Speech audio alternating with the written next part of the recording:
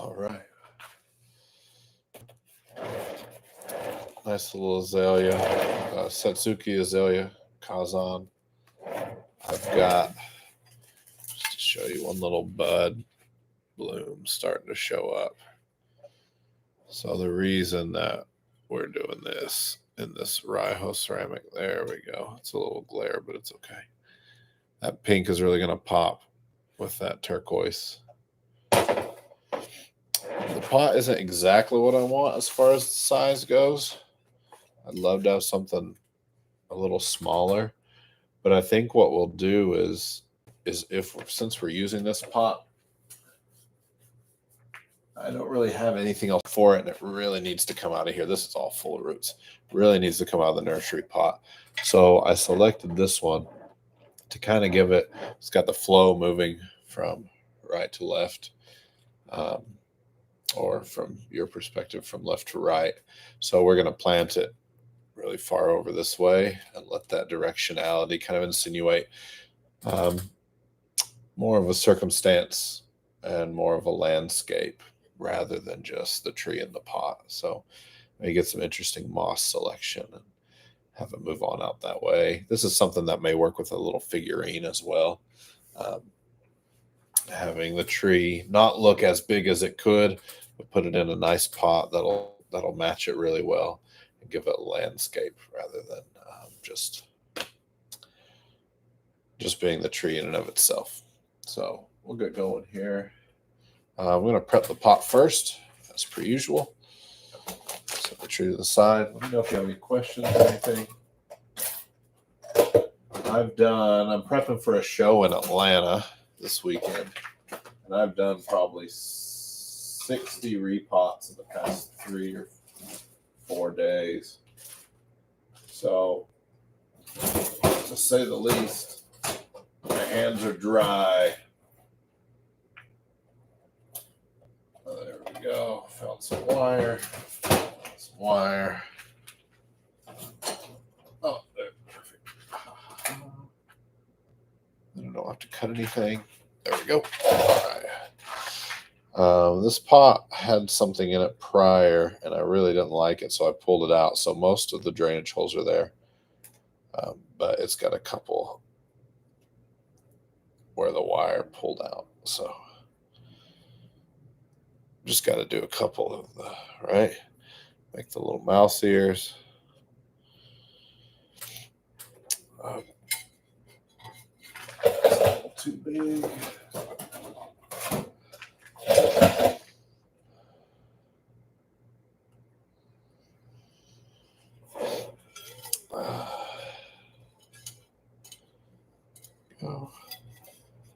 And I'm all packed up for the trip to Atlanta. And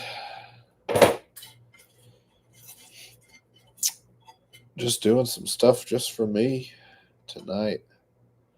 There's also a Japanese red pine here I have that I really want to work through and restyle. Okay, there we go there. We're going to make sure that we have tie-down wire enough. Remember, with the tie-down wires, it's important to know where you want to place your tree in the pot. All right, because I put just standard tie-down wires, 2 here, 2 here. It's not going to do anything for me. I want to make sure I'm holding down where the tree is actually going to be in the pot.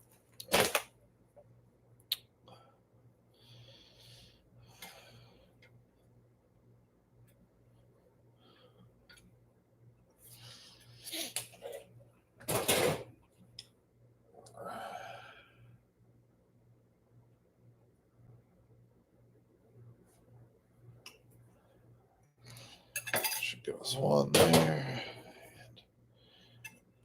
I'll be pushing it. We'll see if we can do it. Not there. Maybe there. All right. And I do have, for this azalea, I have a Kanuma. It's a different kind of soil particle for acidic, acid-loving plants. So I don't know the ins and outs of it. I'm not going to try and pretend that I do. But there is something about it that azaleas, gardenias, any heavy acid-loving plant just go crazy for, and they respond really well to it also. So I'll show you the particle in just a second.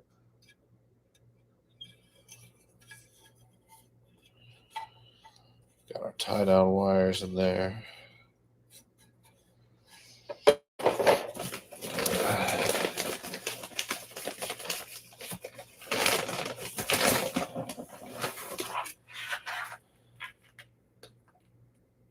There's Kanuma. Right. It's pretty hard, but it will crumble. Doesn't break up quite as nicely as Akadama does, but it's not bad. The key to it is it doesn't hold too much, and this is all pre-sifted, so it doesn't hold too much. Doesn't have too much organic matter, which is really, really good because azaleas will lose roots fairly readily if they're bogged down in mucky soil. So we definitely don't want that. And what I'm going to do to avoid that in here is I'm going to put larger grain on this side where the tree's not going to be, and smaller grain where the tree is. So we get more holding capacity where the tree will be, and larger pores where the tree is not going to be.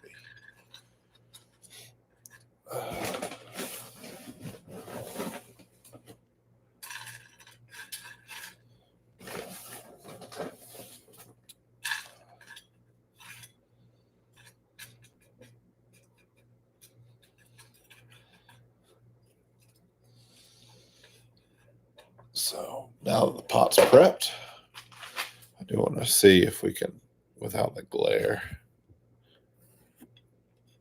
It's a nice gray or rebate type glaze. You can see the speckles on it. Very, very nice. This is a Raiho ceramic.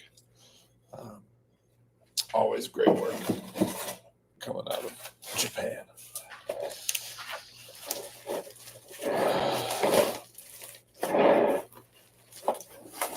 If the tree's really root bound and you can feel the tightness in the pot, just go around, give it a little pressure, and then lift up. Should just knock that out. There you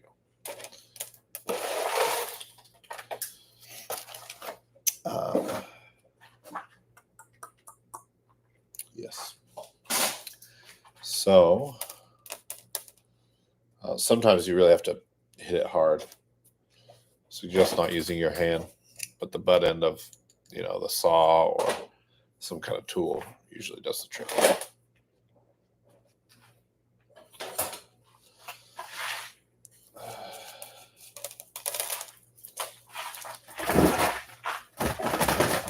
My garbage can is almost full, so we're going to be a little more gentle than we otherwise might be, so I don't have all this all over the floor to clean up later.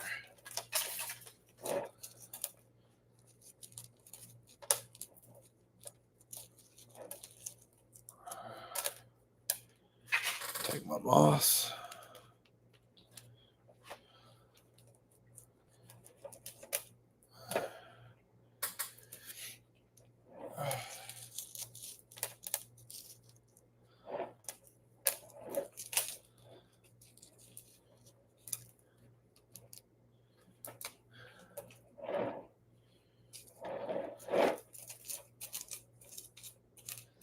Azaleas generally do have very shallow roots, or at least root systems.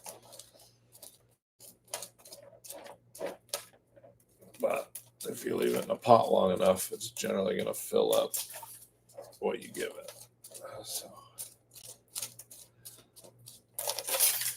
got quite a bit of moss growing up here too.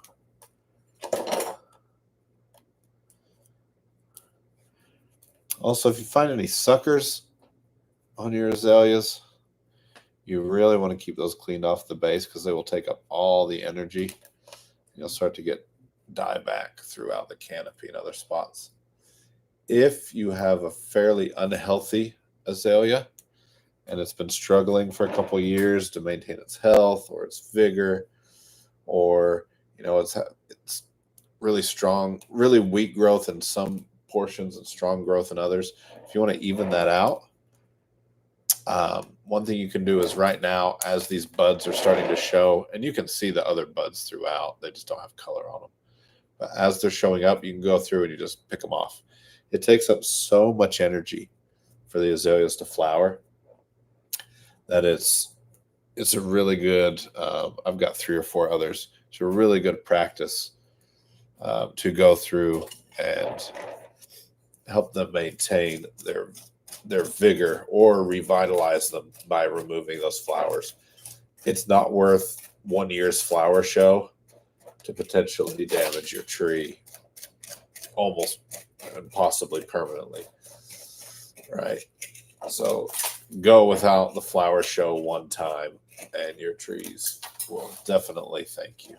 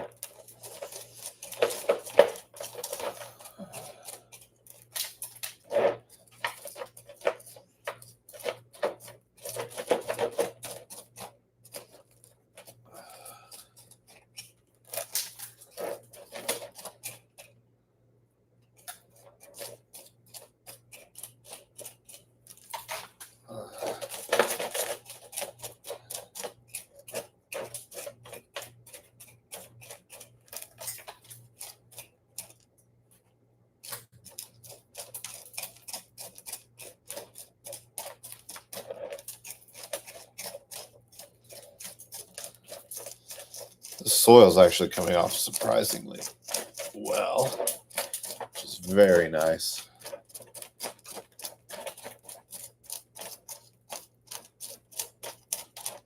And it looks like we have a good bit of roots here to be able to play with.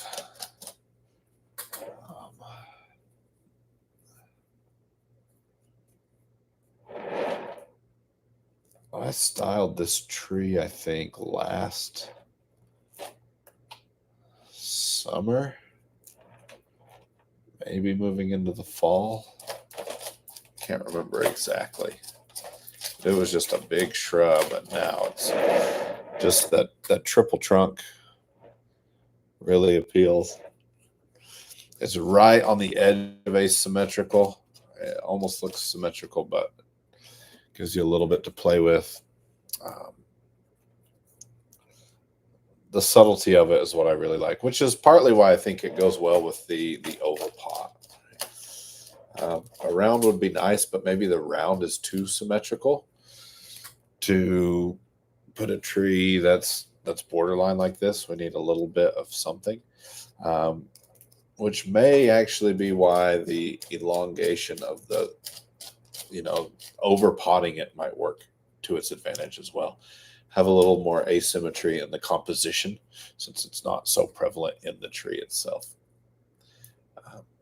But we'll see if it works out, and we can always change it, maneuver it. But I didn't have a pot that I loved that this would fit in right away. And so at least loved for this tree. And so I thought, well, what's the next best thing? The next best thing was maybe we rethink the composition as a whole rather than what pot does this tree go in, and we think through alternatives. There we go. And I've got my root saw here. Just Just going to come in right underneath.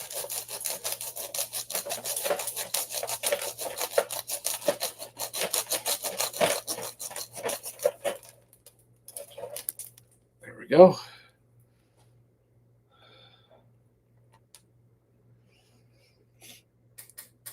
Beautiful.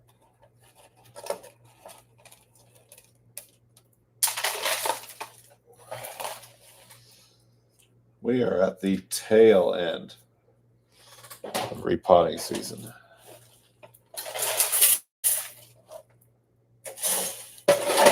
And it happened really fast. It happened really fast this year. I will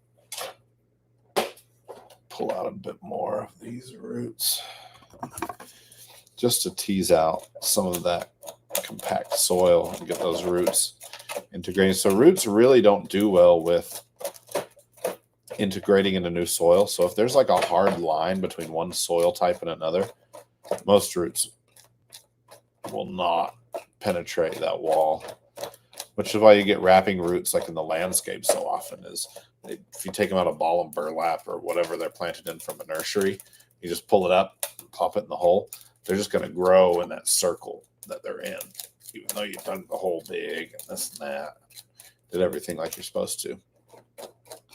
So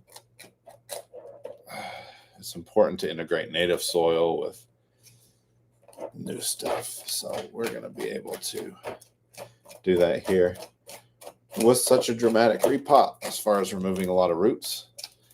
I'm not, and I never really do, bare root anything. There's a good amount of roots under the sheen here, that base, that area just beneath the trunk, just beneath the base of the tree. So I'm not in any rush to really get that cleared out. We'll let this tree grow into its pot, get settled into its, new home. And then next time we repot, I'll come in, remove all of that soil, and then repot it.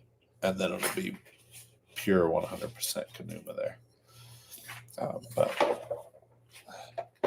there's nothing in there that's going to be a detriment. I do always check to make sure and see that if there's something I particularly like on one side versus another. There's some pit marks through this side, which are interesting. What I like about this side is that the gray comes up from the bottom a little bit more. And so that's attractive to me. So I'm going to put it on this side, which is good because I didn't check that before I put the tie down wires in. So now that we've done that, come in.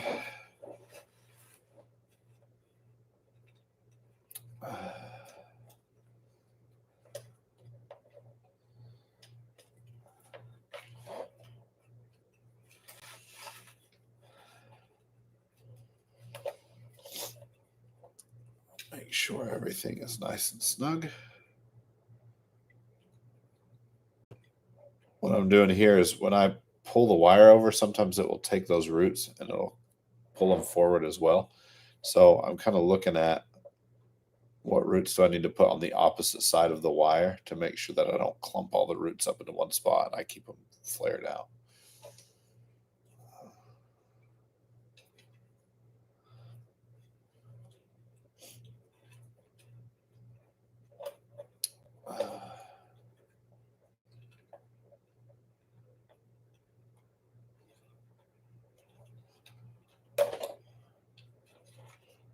There we go.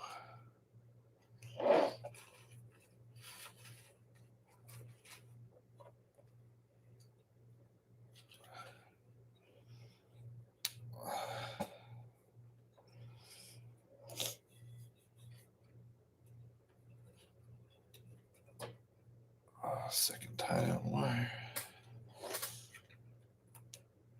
Got my pliers back here somewhere. Oh, I took them with me earlier.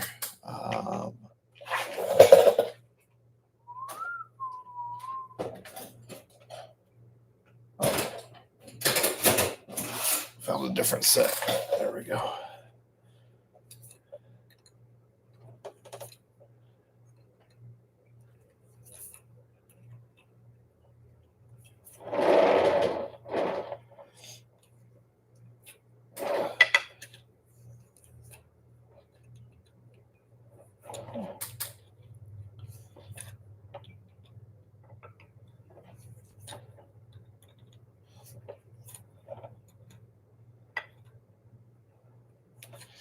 So you can see how the asymmetry in the pot, right, in the composition, complements the subtle asymmetry in the design. And what we'll do is we'll probably pull off this branch here. Maybe we'll accentuate that now while we're here.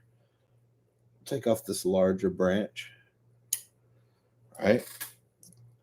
Push that asymmetry a bit farther in that direction. So I'm not going to prune anything off here. I want that length all on this side. Push it this direction, contain here.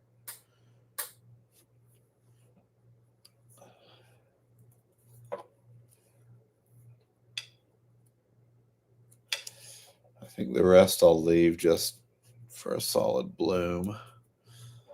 And then we'll come in and prune after that. I'm in no rush. I will clean out the crotches though. Just because they're in a hand, I'm grabbing the pliers and just pinching off that bud.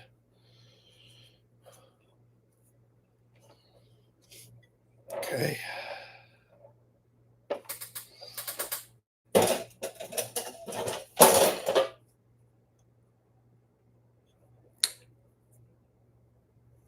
That wire, push it down to secure.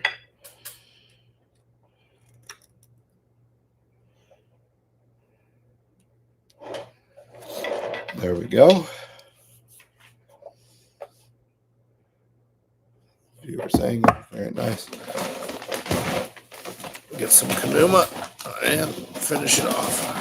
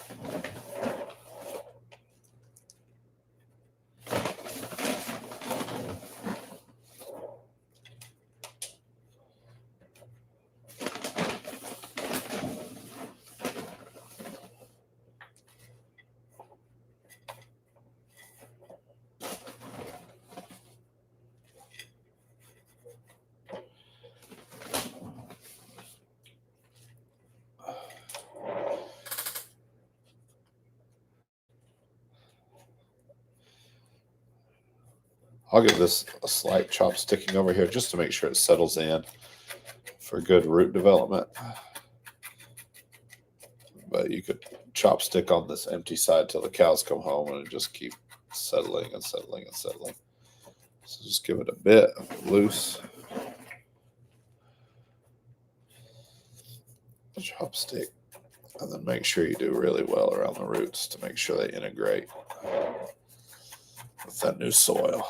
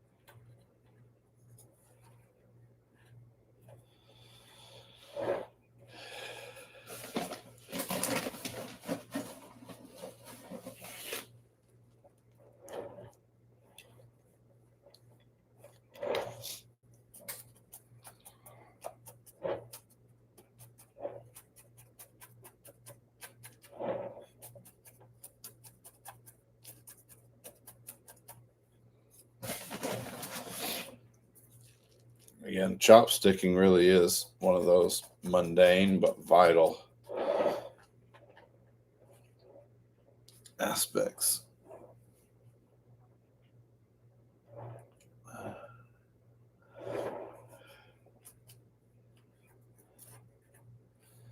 It's those little disciplines that really make a big difference.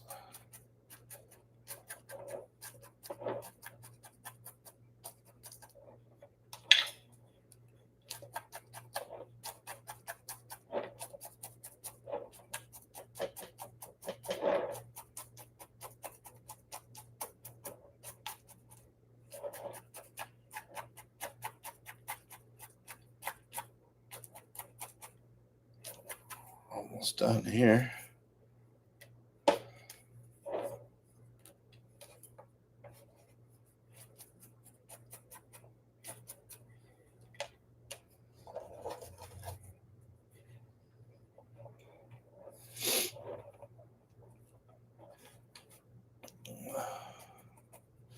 We'll take that moss from before.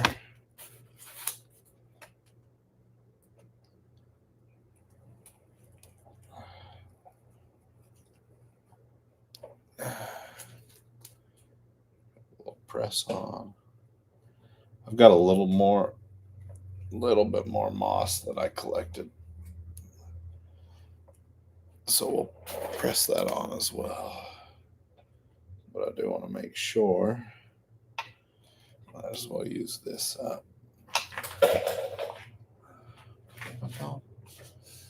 Here it is.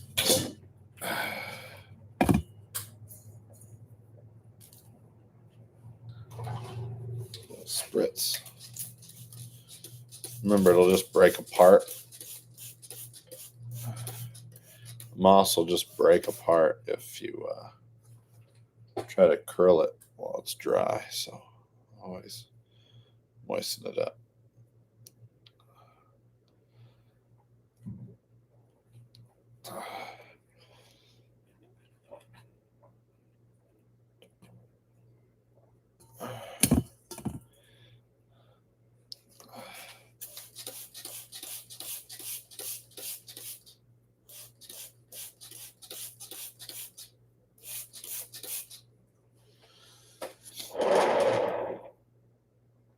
Maybe what I'll do is take this around the front. It looks a little nicer.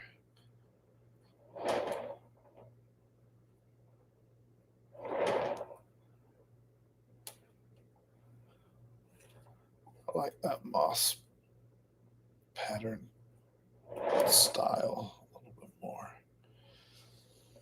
This taller one can go around the back.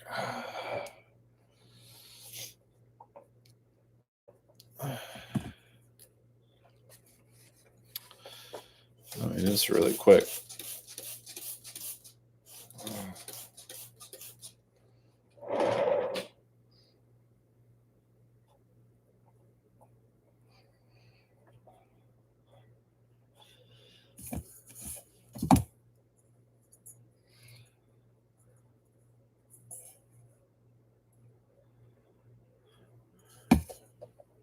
We're not necessarily looking to cover the entire pot with moss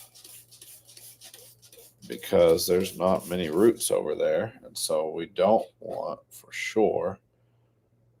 that to retain so much moisture that it's detrimental to the rest of the tree. So we'll put moss around the base, retain moisture around the plant. Probably won't have it this stark, but we'll see how much moss we have and go from there.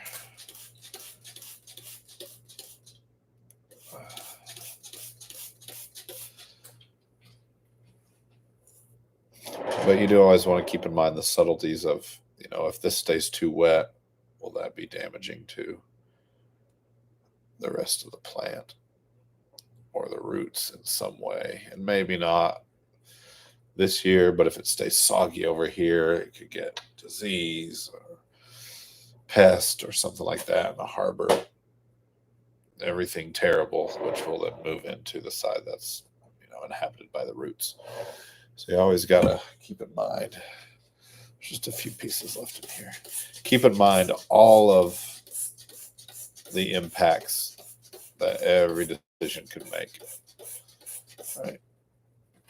It may not have anything to do with it now or the portion of the tree that you're working on, but what's going to happen a couple weeks from now, a couple months from now, a couple years from now, where a decision you make and take that extra little bit of time could impact, for better or ill, how that tree's turning out and its survivability and the impact on the aesthetic as it develops into a bonsai. That moss will spread as well. So maybe we'll put one more spot around the back.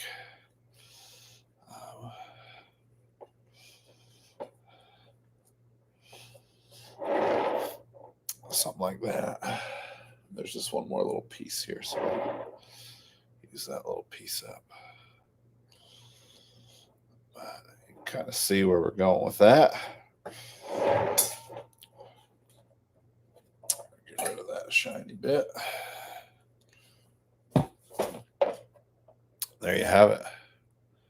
Nice Satsuki Azalea Kazan, Raiho ceramic. Something a little more of Penjing style versus landscape style versus just the tree in and of itself.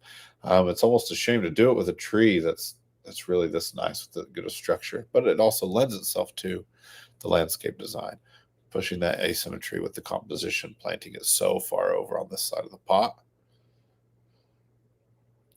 And just removed a couple of branches, but I think it'll turn out really well. It'll be nice when it's covered. Again, remember the pot selection was almost exclusively based on, again, the composition as a whole, what we had available here. Also, this nice little pink bud. It's going to look fantastic when all of those pop. And the whole thing's covered in pink. It's really going to highlight it against the ceramic. We're a half hour. That'll be great. I'll water this in just a minute.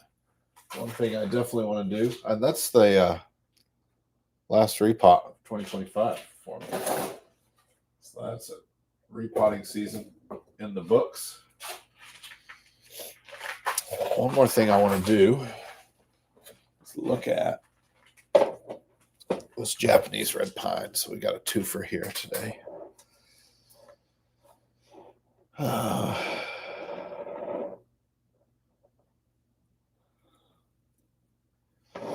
You know what? This is enough that I'll probably start a new video because we're going to be looking at this rather in depth.